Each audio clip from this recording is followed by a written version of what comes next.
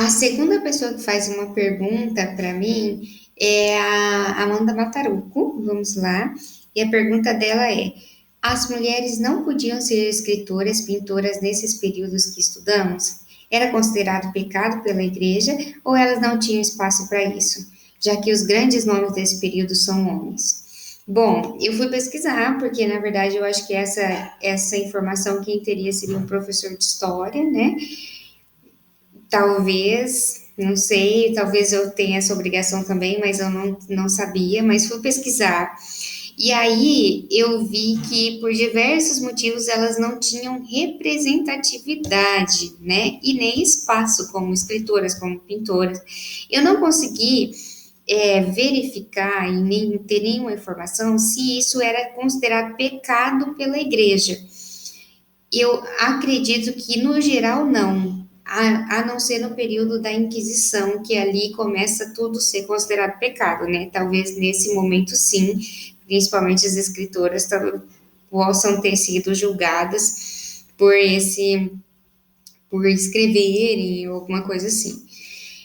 Mas a igreja, de forma geral, teve sim um papel fundamental na formação machista da sociedade, né? Daí eu coloquei aqui um exemplo, foi a Inquisição, que fez uma verdadeira caça às bruxas, matando inúmeras mulheres que se arriscavam a enveredar pelos conhecimentos científicos. Então, lembra a Joana d'Arc, por exemplo? Aí eu peguei, esse artigo faz uma análise bem legal sobre isso, mas a gente tem que pensar que a fogueira da Inquisição perseguiu principalmente as mulheres. Se os homens não podiam avançar cientificamente, muito menos as mulheres, porque todas eram consideradas bruxas, né? Então, isso foi um grande marco e uma contribuição negativa muito forte da igreja em relação a essa representatividade das mulheres na ciência, na literatura e em outras artes. Bom, aí eu coloquei aqui esse artigo, coloquei o link, faz uma análise muito mais aprofundada do papel das mulheres na história e mostra o quanto a nossa história é contada e segmentada a partir de uma visão masculina de tudo. Olha que interessante. Nesse artigo se questiona, por exemplo, se o Renascimento de fato valeu para todos ou só valeu para os homens. Então, esse artigo vai questionar ali: será que de fato existiu renascimento para as mulheres?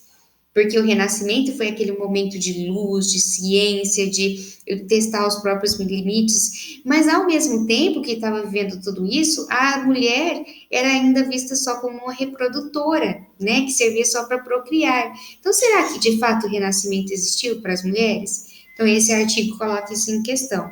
Então, é tudo, a gente precisa pesquisar mais. De fato, a mulher teve muito pouca representatividade, falta até pesquisas de força sobre isso, tá? Segunda questão. Podemos dizer que as igrejas no período barroco buscavam, através das obras de artes que eram pintadas dentro das catedrais, como a Paixão de Cristo, com muitos detalhes, fazer com que os fiéis se arrependessem e voltassem à Igreja Católica, como forma de combater a reforma protestante? Nossa, eu não lembro, deixa eu ver aqui, eu não entendi muito bem sua pergunta, eu vou pedir que você faça, esclareça um pouco melhor, que eu fiquei meio perdida, não consegui responder quando eu estava respondendo, tá? A 3. Gostaria que explicasse por que a afirmativa 1 da questão 3 dos exercícios de vestibular está errada. Então, a alternativa 1 da questão 3 está incorreta porque afirma que há uma uniformização pretendida pelo Barroco, a qual estabelece regras poéticas rígidas. Regras poéticas e uniformização é o que não tinha no Barroco. Isso acontece depois no Arcadismo. Mas no Barroco é tudo, não tem essas regras pré-estabelecidas, não tem uniformidade, é tudo muito heterogêneo, muito complexo, tá? Então, essa afirmação é totalmente incorreta porque o Barroco é um período literário em que não respeita regras poéticas fixas, né? Prova disso é que o poema não segue um padrão, por exemplo, do soneto, não tem rigidez, ao contrário, é tudo muito complexo, muito dramático, e essa descrição seria correta se referisse ao arcadismo, tá? Então é isso. Vamos lá.